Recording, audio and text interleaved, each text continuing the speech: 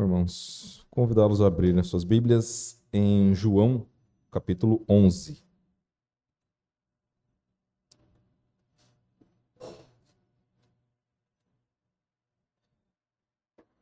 Essa é uma daquelas passagens que a gente jura que está em todos os evangelhos, e a hora que a gente vai estudar, ela não está. Ela está só em João. Vamos ler, inicialmente, os versículos 23 até o 26.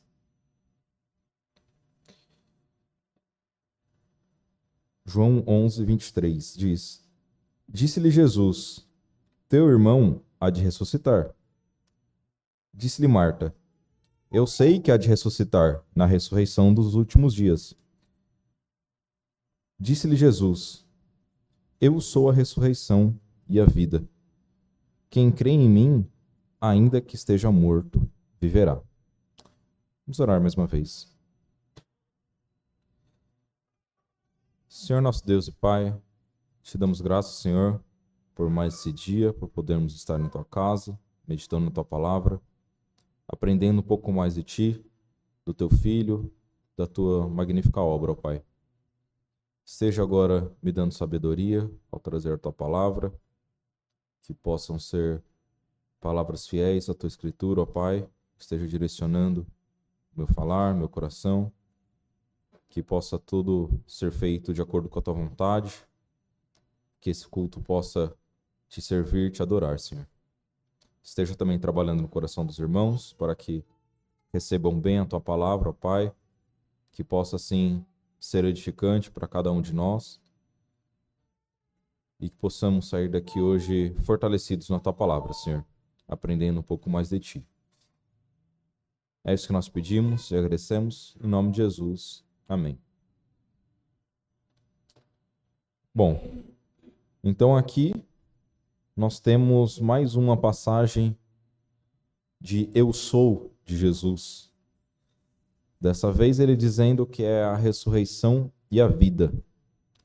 Na semana passada eu falei que aquele Eu Sou, o bom pastor, eu acho que eu sou o que eu melhor consigo entender, compreender Jesus.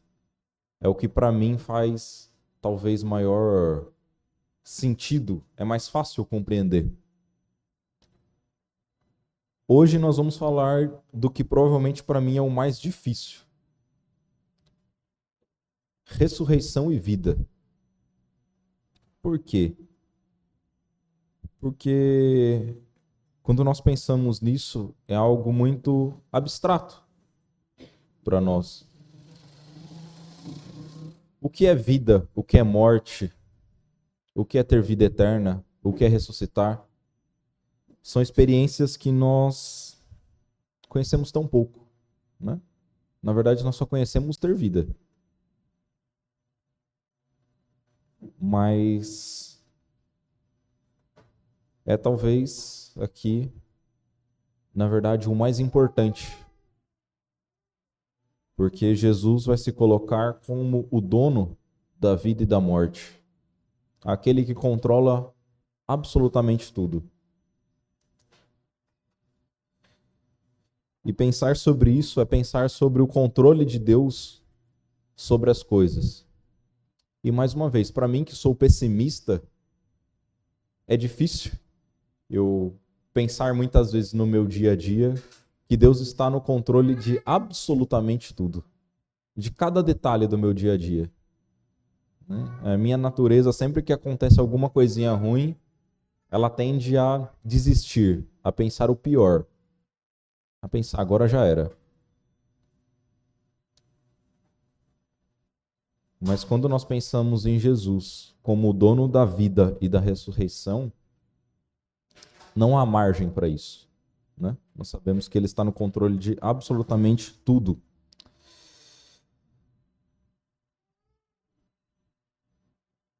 Então nós vamos aqui pensar, meditar um pouquinho sobre mais esse ponto. E nós vamos pensar sobre o que Cristo quis dizer àquelas pessoas quando ele disse isso. É muito comum nós usarmos essa passagem para um culto evangelístico, né? Nós vamos falar que Deus pode dar a vida à pessoa. E eu já vi bastante mensagem evangelística usando dessa passagem. Mas quando nós meditamos aqui, pensamos mais profundamente na passagem em si, nós vemos que talvez a aplicação primária dela nem tenha sido isso. E é a aplicação que nós vamos fazer aqui. Nós não vamos fazer uma aplicação para um descrente. Nós vamos fazer a aplicação para a igreja. Eu já falei aqui, né, que o livro de João, primariamente, ele é escrito mais para a edificação das igrejas. É o diferencial desse evangelho. E, curiosamente, ele é o único que tem essa passagem. É algo até meio estranho para nós, né? Uma passagem que parece tão importante. É a passagem onde Jesus ressuscita Lázaro. Talvez seja aqui um dos gatilhos principais para crucificarem a Cristo. Mas ele só está citado no livro de João. Se não me engano, Lucas, ele até fala de Marta e Maria, mas ele não cita essa passagem, ele cita outra. E ainda sobre isso, nós vemos que a fala de Jesus de eu sou a ressurreição e a vida não foi direcionada a uma pessoa descrente, né? Nós vemos que outras falas de Cristo, quando ele vai mostrar o seu poder, muitas vezes é direcionada aos fariseus, aos publicanos, às pessoas de determinada cidade. Mas aqui ele está falando isso para Marta. E quando nós vemos aqui versículos 21 e 22, diz aqui, disse, pois, Marta a Jesus, Senhor, se tu tivesse aqui, meu irmão não teria morrido. Mas também agora sei que tudo quanto pedires a Deus, Deus te concederá. E versículo 24, disse-lhe Marta, eu sei que há de ressuscitar na ressurreição do último dia. Ou seja, Marta compreendia, ela era crente, ela cria na vida eterna, na salvação através de Cristo. Mas, então, por que será que Cristo disse isso para Marta? Nós vamos ver aqui que não é uma aplicação somente a ela. Essa fala, ela combina com tanto o que os discípulos haviam falado antes para Jesus, como para Marta, nesse pensamento dela, como também de outras pessoas que estavam ali acompanhando e duvidando de Cristo.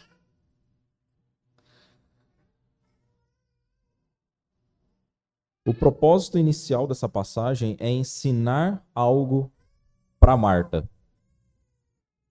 E quando nós pensamos nisso, nós devemos lembrar que nós, mesmo depois da nossa conversão, mesmo da nossa profissão e de seguirmos a Cristo por um bom tempo, vamos lembrar que ela era amiga de Cristo. Mesmo assim, nós temos que aprender cada vez mais de Cristo. Nós temos coisas a aprender de Cristo ao longo de toda a nossa vida. Nós, às vezes, falhamos em achar que já sabemos demais de Cristo. E por isso que eu propus até de fazer essa sequência de mensagens falando um pouco sobre eu sou de Cristo, porque é uma forma de nós conhecermos um pouquinho mais de Cristo, de nós nos aprofundarmos um pouco mais. E muitas vezes é o que falta para o crente. É comum o crente, na sua vida, querer se aprofundar, estudar, debater várias doutrinas, várias coisas difíceis de se compreender, coisas às vezes que não são nem tão claras na Bíblia, mas nós queremos estudar profundamente e entender, e nós deixamos de estudar o mais simples de tudo da Bíblia, que é quem é esse personagem principal. Nós nos encantamos muitas vezes por personagens secundários. Talvez seu personagem favorito da Bíblia seja Davi, Daniel, Paulo, qualquer outra pessoa. E você se esquece que o mais importante é saber mais de Cristo. Quanto nós sabemos verdadeiramente de Cristo? E aqui Cristo vai se mostrar um pouco mais para Marta e para aquelas pessoas que estavam seguindo ele.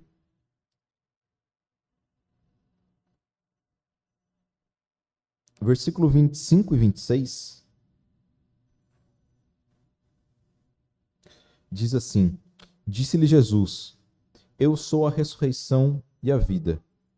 Quem crê em mim, ainda que esteja morto, viverá. E todo aquele que vive e crê em mim, nunca morrerá. Crês tu isso?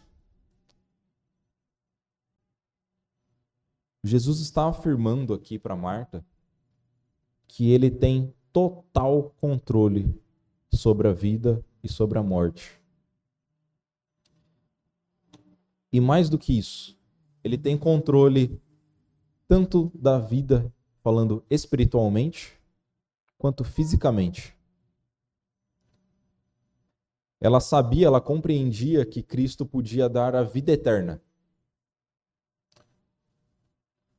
Que não, Lázaro vai ser ressuscitado e vai ter a vida eterna ao teu lado. E ela até mesmo compreendia que Cristo poderia ter evitado que aquilo acontecesse, né? A fala dela foi exatamente essa. Se ele estivesse lá, ela sabia que Lázaro não teria morrido.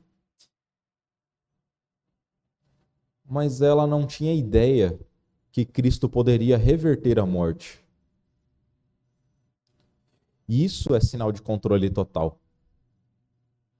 Ele pode dar, ele pode guardar, ele pode tirar, ele pode voltar a dar. E isso é um sinal do que ele faria com a própria vida dele. Quando nós meditamos esses dias também sobre Cristo, nós falamos do controle dele, de que na morte dele, a vida dele não foi tirada. Ele deu a própria vida. Assim como ele mesmo restituiu a vida. Não foi outro que deu a vida para ele. E aqui é o que ele já estava demonstrando através da vida de Lázaro, que ele poderia fazer isso.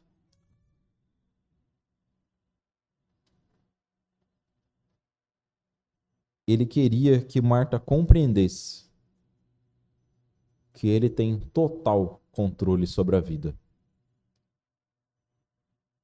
Autoridade. Quando nós voltamos um pouco na passagem, nós vemos que duvidar de que Cristo poderia controlar a própria vida, que ele tinha essa autoridade, não era uma questão apenas para Marta.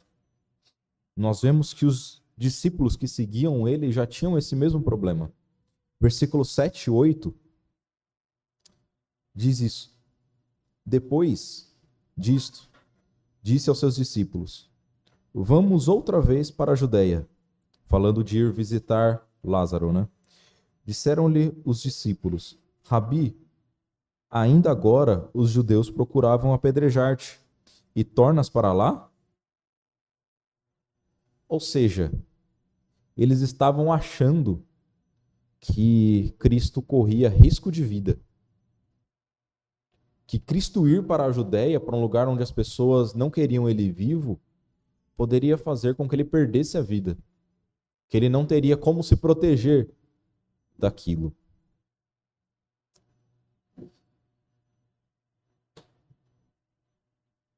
É incrível como eles seguiam Cristo tão de perto e mesmo assim eles não tinham ideia do poder que Cristo tinha.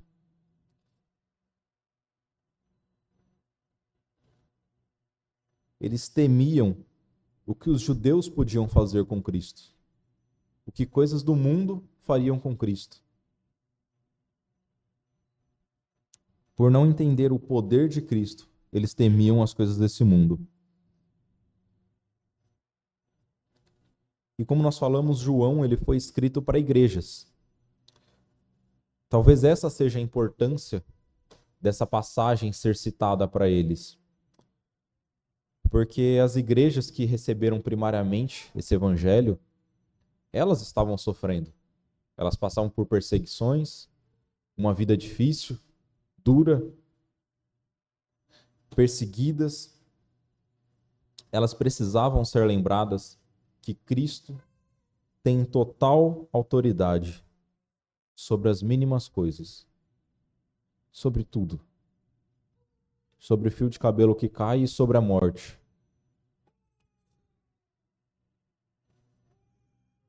E essa passagem, esse evangelho, ele é guardado para nós justamente porque nós também precisamos disso. Nós precisamos ser lembrados disso. Muitas vezes no nosso dia a dia, nós passamos a duvidar do controle de Deus das coisas. Será que nós vivemos confiados que Cristo realmente é dono da vida e da ressurreição? Que tudo está debaixo da mão dele? Que nada foge do controle dele?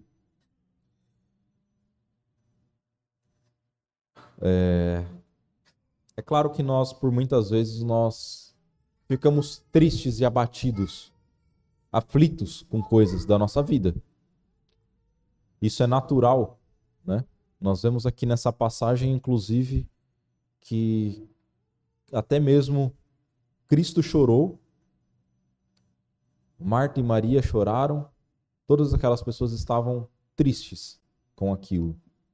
Nós vemos passagens na Bíblia onde os homens fiéis de Deus estavam abatidos e tristes. E eles não são exortados por isso. É compreensível que nós fiquemos tristes com coisas que acontecem na nossa vida. O que nós não podemos é duvidar que Deus está no controle. Que Cristo é dono dessas coisas. Ele mesmo fez, ele comprou cada um de nós. Ele pode fazer o que ele bem entender. E aqui, nós quando lemos a passagem, nós vemos que ele poderia sim ter evitado a morte de Lázaro. Mas não era o propósito dele. O propósito aqui era deixar que Lázaro morresse, que fosse sepultado, que estivesse já com cheiro podre, e que assim ele mostrasse que ele pode dar a vida, mesmo nessas condições. Nos lembra que por pior que nós estejamos, mais abatidos, caímos em pecados terríveis, mas Cristo pode nos tirar, Deus pode restaurar, através do sangue de Cristo, qualquer problema nosso.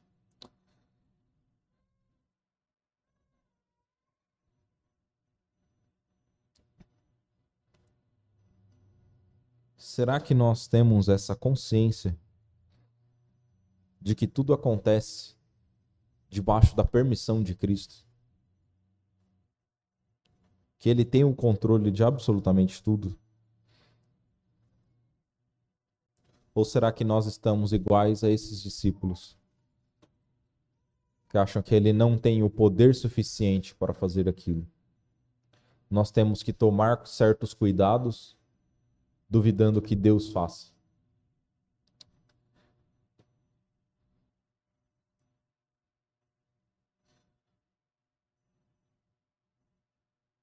Nós vemos aqui que quando ele chega e conversa com Marta, ela acha que já está ruim demais para se consertar. Ela já tinha aceitado que Lázaro havia morrido e que só teria a vida eterna.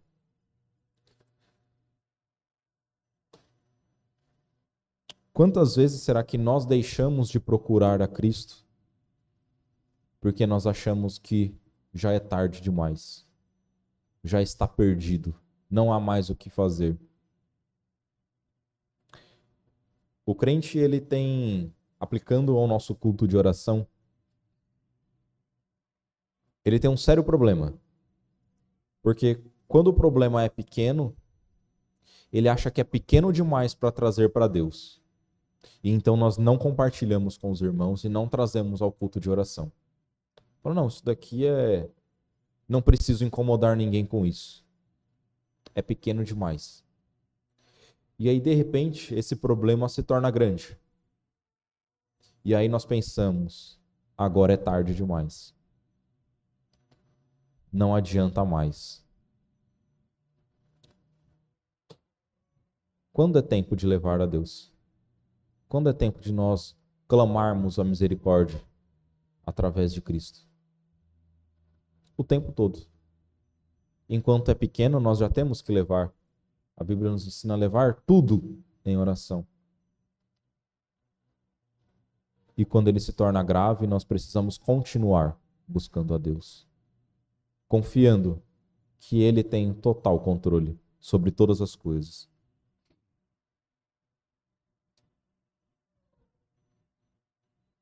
Muito talvez nós estejamos muito próximo do pensamento de Marta. Eu creio em Cristo e eu creio na vida eterna.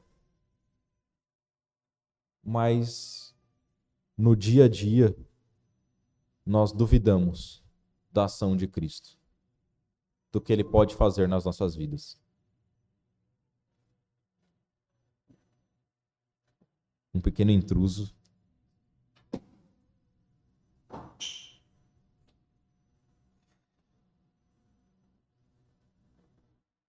Vou convidar os irmãos a abrirem suas Bíblias em 2 Reis.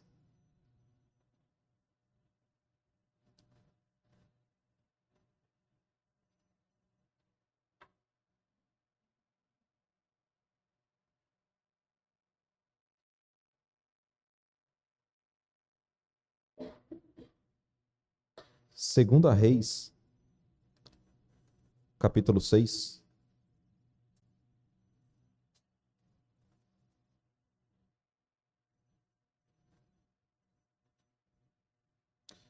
Nós usamos muito pouco o exemplo de certos profetas, né?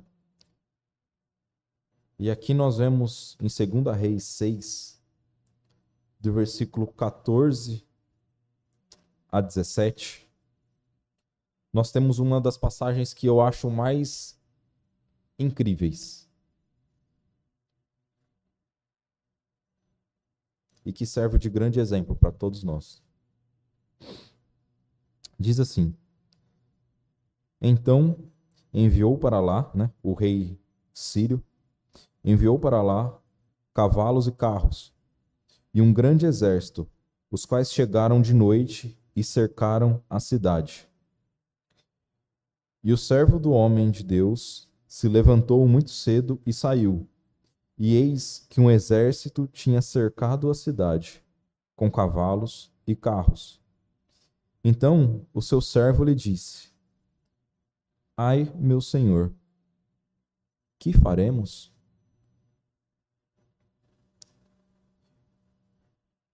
E ele disse: não temas, porque mais são os que estão conosco do que os que estão com eles. E orou Eliseu e disse ao Senhor: peço-te que lhe abras os olhos, para que vejas. E o Senhor abriu os olhos do moço, e viu, e eis que o monte estava cheio de cavalos e carros de fogo em redor de Eliseu. nós vemos aqui uma passagem onde esses servos de Deus estavam em perigo. Estavam cercados pelo inimigo. Né? Aqui Eliseu, ele estava ajudando tanto Israel, porque Deus ia falando aonde os inimigos estariam, e ele ia falando para o rei,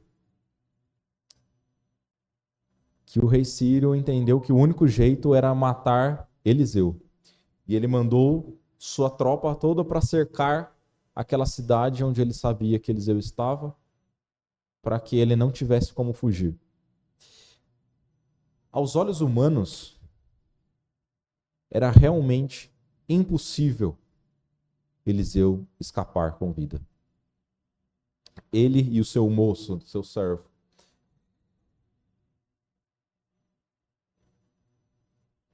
Vocês podem imaginar a aflição que esses homens estariam nesse momento? Cercado por um inimigo que você sabe que vai te matar. Não há misericórdia.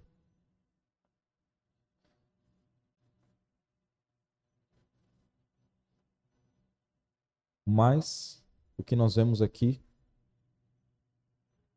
não é que Eliseu começou a fazer jejum e oração, clamando misericórdia de Deus. Me salve, me salve, me salve. Eu preciso de um milagre aqui. Vocês repararam que ele só mandou que Deus abrisse os olhos do servo. Porque o exército de Deus já estava protegendo a eles. Não foge do controle. Deus já estava lá protegendo, porque Deus não queria que esses servos fossem mortos ali naquele momento. Ele ainda usaria eles mais. Deus tinha um propósito maior na vida deles ainda. Da mesma forma, irmãos, nós sabemos que Deus age a cada instante. Deus já está trabalhando em favor dos seus. Muitas vezes nós estamos igual o moço dele, nós não estamos vendo. Mas Deus trabalha. Deus controla. Sabe-se lá quantas vezes já era para cada um de nós ter perdido a nossa vida. Mas Deus não quis. Deus tinha um propósito. Às vezes nós lembramos de algumas coisas que acontecem na nossa vida e pensa, eu acho que era para eu ter morrido aqui. Eu acho que isso que aconteceu aqui, olha, foi um milagre. Mas na verdade é um milagre nós não morrermos a cada instante. E nós não morremos porque Cristo tem o controle da vida.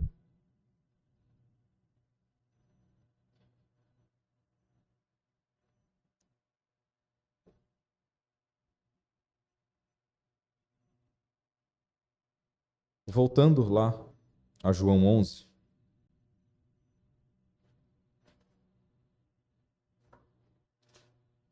versículo 37. Agora nós vemos os outros personagens entrando na história. E eles dizem, e algum deles disseram, versículo 37, não podia ele, que abriu os olhos ao cego, fazer também com que este não morresse?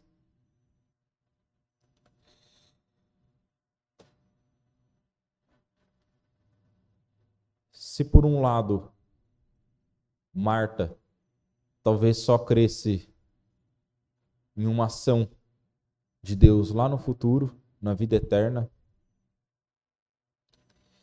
esses homens, pior ainda, porque eles só enxergavam ali, de imediato, na vida, o que Cristo podia fazer.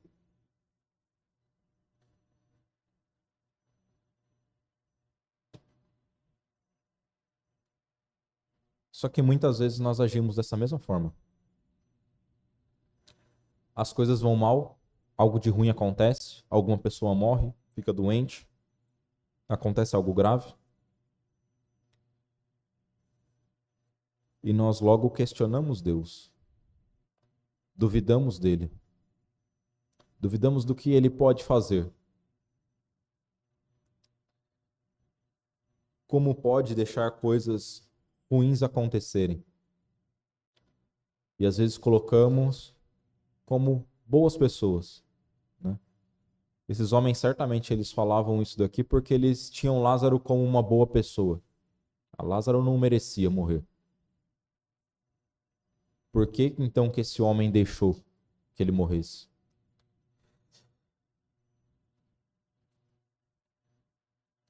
Será que nós duvidamos de Deus também dessa mesma forma? Porque nós não recebemos algo que nós vemos como lógico? Poxa, se Cristo gosta de Lázaro, logo ele não deveria deixar Lázaro morrer. Na nossa vida, a gente age muitas vezes com uma lógica simples dessa, né?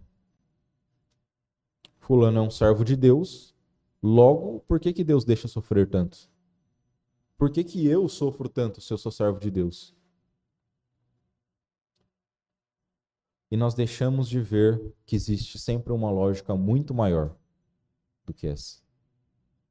Existem coisas que nós não estamos vendo, que nós não pensamos, e nós não somos o centro do mundo. Para esses homens, o centro da história era Lázaro. E para muita gente, talvez que lê a passagem, o centro é Lázaro. Ele morreu e ele voltou a ter vida. Mas não é. O centro da história aqui é o poder de Cristo. A autoridade dele sobre a vida.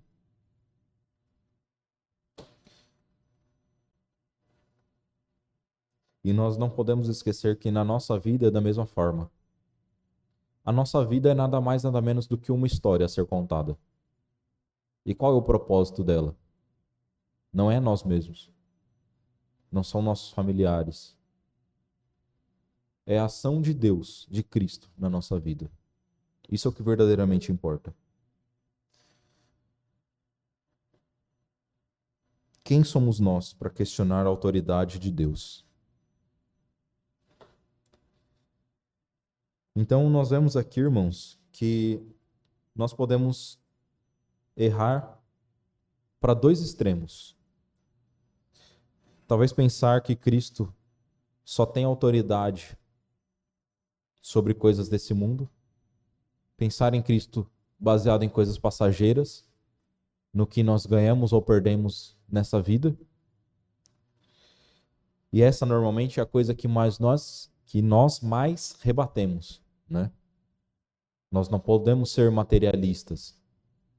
Nós não podemos ter vaidade. Mas nós também podemos errar para o outro extremo e pensar que o poder de Cristo sobre a vida é apenas sobre a vida eterna. E nos esquecermos que Ele tem autoridade sobre as nossas vidas hoje. Que Ele faz o que bem quiser. Para encerrarmos, vamos a 1 Coríntios.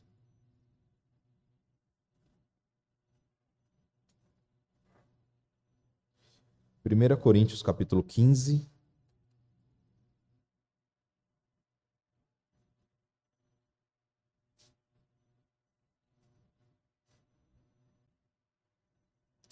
Nós vamos ler apenas do versículo 52 em diante. A passagem inteira aqui, ela vai ter como tema também a ressurreição. Só que para nós tratarmos desse capítulo aqui, a gente iria precisar de muito mais tempo. É uma passagem um pouco mais difícil, mais complexa em alguns pontos e bem longa, né? Mas nós vamos ver aqui apenas do versículo 52 e diante, que diz assim: num momento, num abrir e fechar de olhos, ante a última trombeta, porque a trombeta soará, e os mortos ressuscitarão, incorruptíveis, e nós seremos transformados. Porque convém que isto, que é corruptível, se revista de incorruptibilidade, e que isto que é mortal se revista da imortalidade. E quando isto, que é corruptível, se revestir da incorruptibilidade, e isto que é mortal se revestir da imortalidade, então cumprir-se-á a palavra que está escrita: tragada foi a morte na vitória. Onde está, ó morte, o teu aguilhão? Onde está, ó inferno, a tua vitória? Ora, o aguilhão da morte é o pecado, e a força do pecado é a lei. Mas, graças a Deus que nos dá a vitória por nosso Senhor Jesus Cristo, porquanto, meus amados irmãos, sede firmes e constantes, sempre abundantes na obra do Senhor, sabendo que o vosso trabalho não é vão.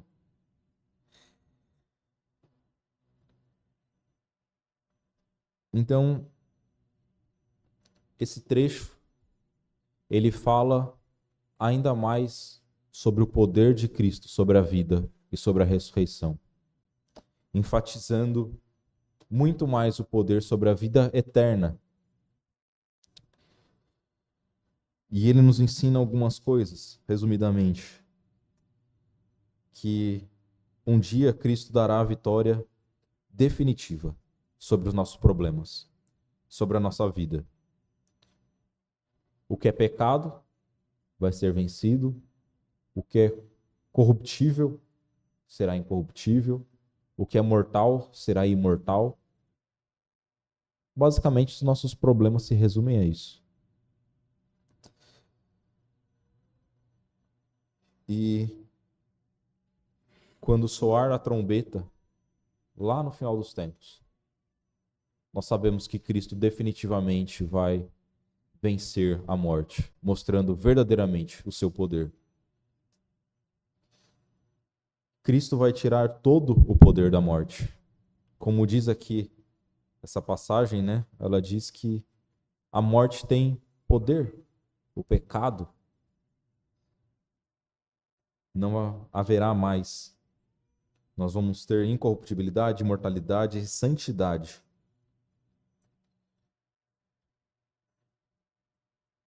E por fim, com isso, ele nos lembra de sermos firmes, constantes e abundantes. É um versículo que muitas vezes nós usamos isolado, né? Em alguma carta a outra igreja, em um versículo chave. Mas ele é mais forte ainda quando colocado no contexto devido. Porque é verdade que nós precisamos ser firmes, constantes e abundantes na obra. Mas ele dá um porquê antes. Nós precisamos disso porque a nossa batalha não é em vão. Muitas vezes nós fraquejamos e desistimos das nossas batalhas espirituais, da nossa luta diária, porque nós achamos que já estamos vencidos. Não adianta eu lutar contra o pecado. Santidade, eu nunca vou ter. Eu luto e sempre caio nos mesmos pecados. Sede firmes e constantes. Porque nós temos a promessa de Deus que Cristo vai vencer a morte definitivamente e vai nos dar a santidade que nós tanto almejamos. Amém?